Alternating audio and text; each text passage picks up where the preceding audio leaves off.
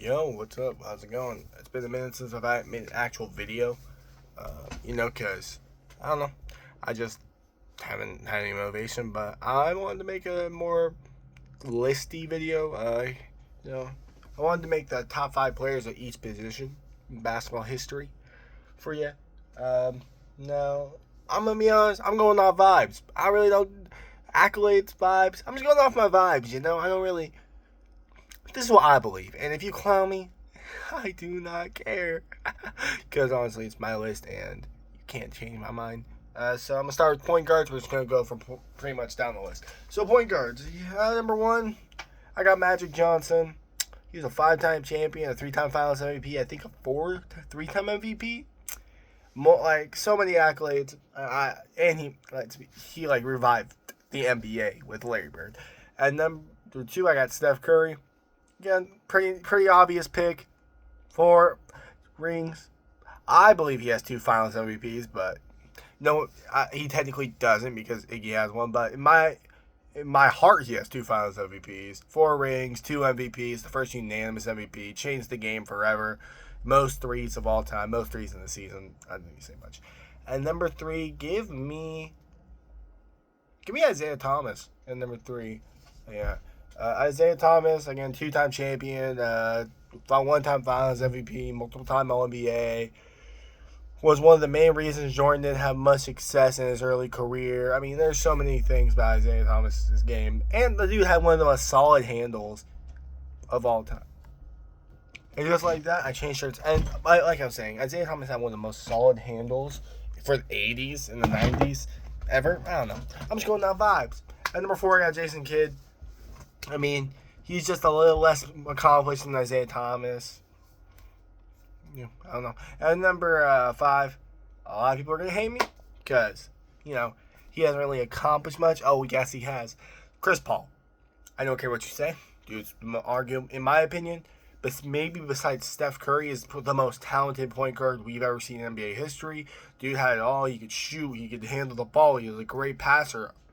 One of the greatest defenders at the point guard position ever. You can. I don't think you can name 10 better defenders at the point guard position. I mean, come on. I mean, I don't even.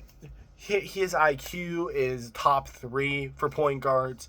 His passing is top 5 for point guards. I mean, there's so much about Chris Paul's game that again, I don't have to justify my list to you. I'm going to have vibes. At 5, I got Chris Paul. You can't tell me otherwise. And if you do, I do not care.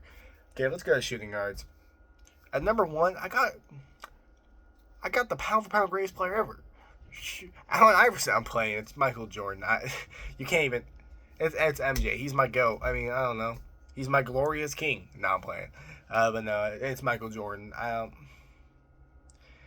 don't know. Everyone knows Michael Jordan's resume. I don't need a list on Michael Jordan's resume. One of the greatest scorers ever. Led the league in scoring 8 times. I don't even care. At 2, I got Kobe Bryant. 5 rings, an MVP, 12 all-defensive. Bro scored 81 points in a game in one of the slowest paced eras of basketball. So yeah, I don't know. It's at number 3, I got Dwayne Wade, a 3-time champion, a 1-time Finals MVP. Yeah, 1-time Finals MVP. I don't know. A multiple-time All-Star. I'm not gonna sit here and list off every accolade, but just off the fact that Dwayne Wade was one of the most athletic players, one of the best defenders at shooting guard, below. It's crazy to think. Dwayne Wade is a top 10 defensive shooting guard of all time, and he had the offensive game to back it up. I don't need don't need to justify it. And number 4, I got James Harden. Yeah, I know, kill me, but James Harden is an MVP. He's one of the greatest scorers in the modern era. Yes, he is. He is not a very good defender. I understand that, but you have to go off the fact that James Harden literally he had changed the way people play a little bit, to where he made ISO scoring a little more not acceptable, but a little more popularized. I know that ISO scoring was still a huge thing, but the way James Harden did it made it more popularized. People don't like to bring it up, but James Harden did change the way people play basketball, and Not like to the same level as a lot of the guys in these top fives I'm giving you, but he still changed the way people play basketball a little bit. He's one of the best ball handlers at his position. He's one of the best shooters at his position. He's one of the best playmakers at his position. Dude's averaged 10 plus assists 4 times. I don't really care what anyone says about that. And when he applies himself, he's a decent defender. Not the best. Not good. Decent. Again, when he applies himself. But he doesn't apply himself because he focuses so much on offense. And by the way, in 2017, if he averaged 2 more rebounds, say he would have averaged a triple-double just like Russ. But there's a reason Russ got the MVP that year. I'll make a video on that. And number 5, I got Allen Iverson. Again, pretty similar resume to Harden, except I just think Harden had a few better years in the regular season. Had a little bit more playoff success in his career. That's the only reason I really have him a little higher than Allen Iverson. I think James Harden's a bit of a better playoff performer. Even though he's only been in the finals once, he's had multiple years. He's been to the conference finals, I think, 3 times?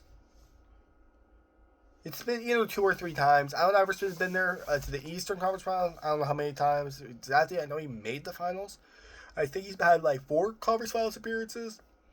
But if we're just talking about numbers, I think James Harden's performed better in the postseason a lot more times than Allen Iverson has. In the regular season, no offense, but I don't think it's close. James Harden had like a 5-year stretch where he was top 2 in MVP voting.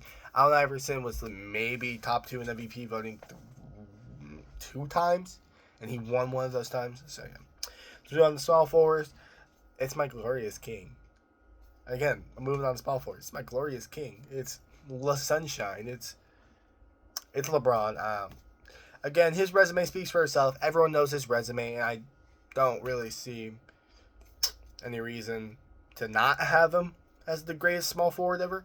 At number 2, as much I think if you've watched my video on Larry Bird being an overrated 3-point shooter, by the way, I want to just say that one more time. I said he was an overrated 3-point shooter. Didn't say he was an overrated shooter, just overrated 3-point shooter.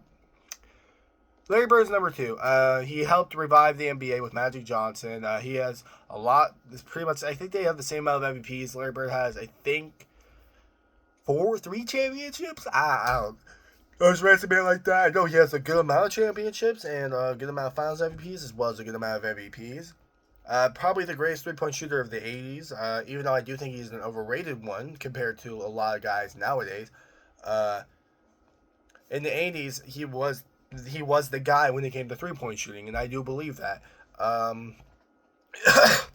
His rivalry with Magic Johnson is one of the greatest rivalries, if not the greatest rivalry in NBA history, and you can't really name any better ones. At number 3, I got Kevin Durant. As much as you can want to hate him, you can't deny, bro, KD is one of the greatest scorers in NBA history, as well as being a very good defender. He won an MVP in 2014. He has 2 Finals MVPs to his name. It's just I can't see a world where you don't have KD in that top 3 discussion. I have Bird ahead of him since Bird was able to accomplish more in a shorter amount of time than KD was. And Bird's just not a better player in my opinion, because I think KD is a better player than Bird. But if we're talking about greatness, I think Bird definitely usurps KD. And number 4, I got Kawhi Leonard, 2-time Finals MVP. If we're talking about the greatness scale, bro hit one of the most clutch shots in NBA history and was the person to dismantle the KD Warriors. It's pretty obvious. I mean, I don't know. You can't. Dude's the greatest, the greatest defender in the modern era. You're gonna tell me he's not? Look. As you can hate Kawhi for his Clippers runs and how he hasn't done anything since Toronto, but he's been injured a lot of these years. And I'm not making excuses because availability is the best ability. But Kawhi Leonard is number 4 on my small forwards list. And number 5, give me Scottie Pippen, the running mate to Michael Jordan's Bulls. I mean, for me, it's between him and Kawhi. Oh, wait, Bruce Bowen is up there and Tony Allen's up there. Never mind. Kawhi is the top 5 defender of all time, in my opinion. That's just my opinion, though. But, yeah, Scottie Pippen, I mean, he has 6 rings.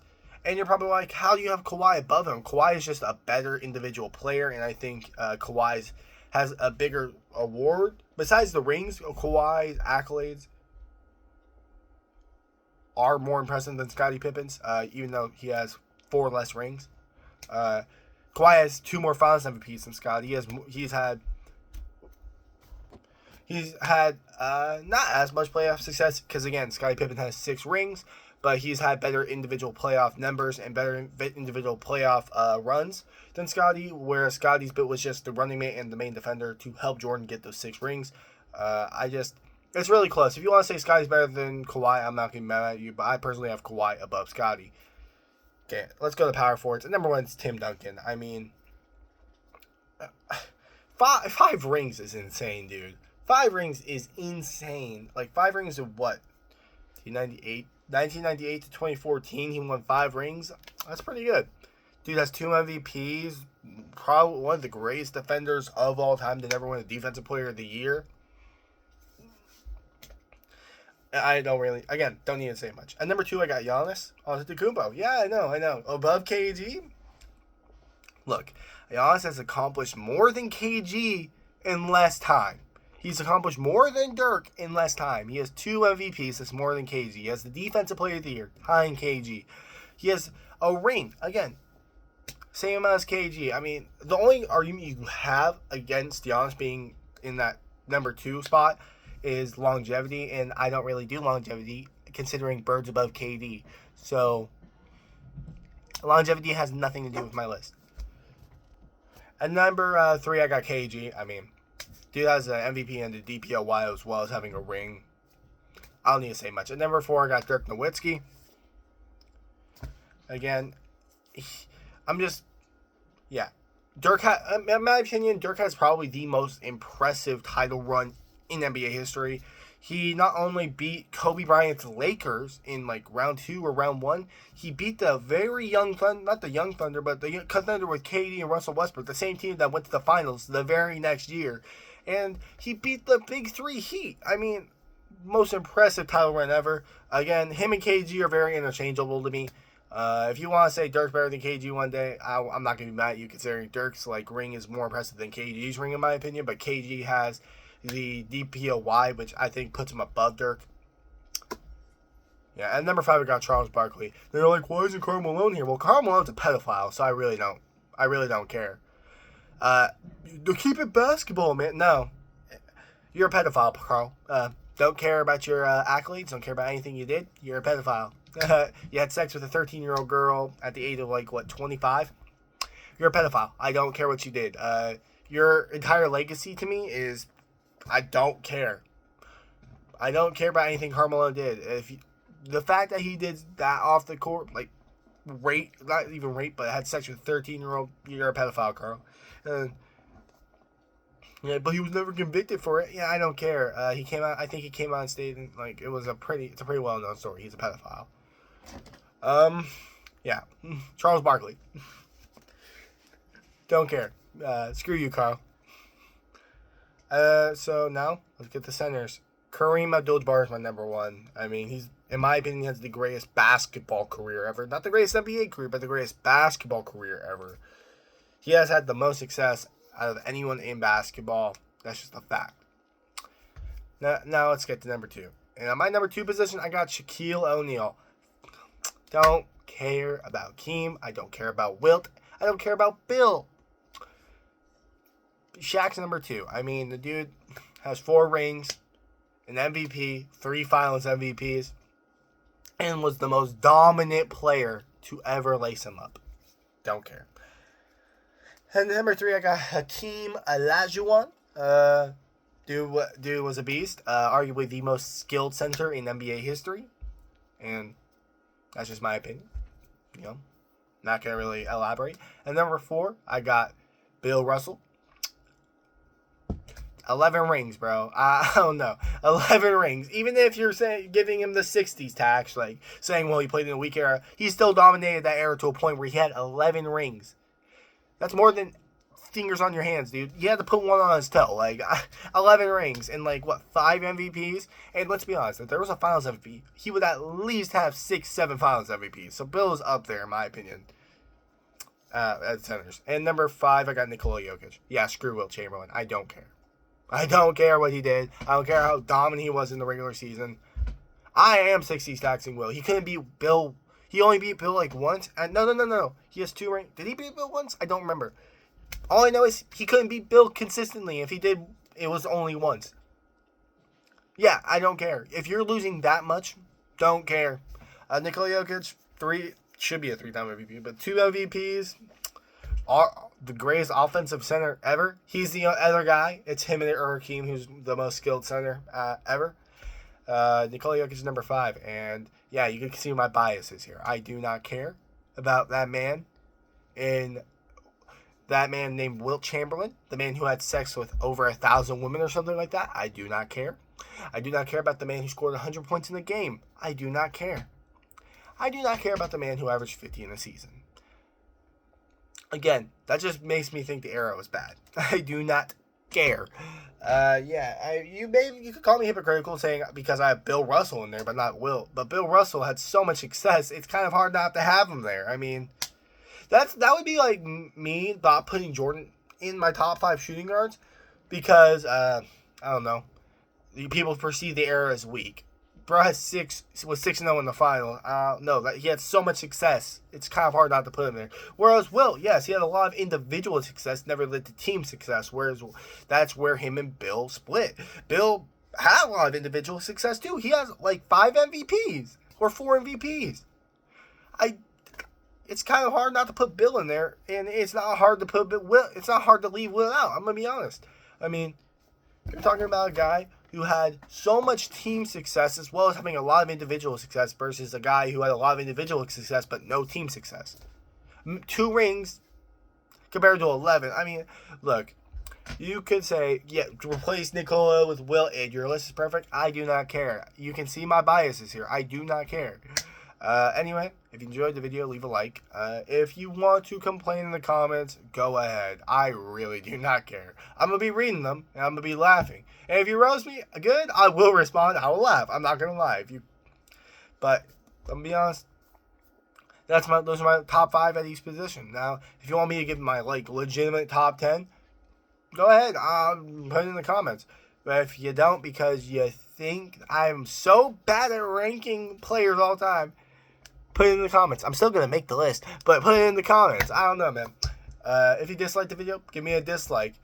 Feed my happiness. Anyway, I hope you enjoyed the video. I'm out.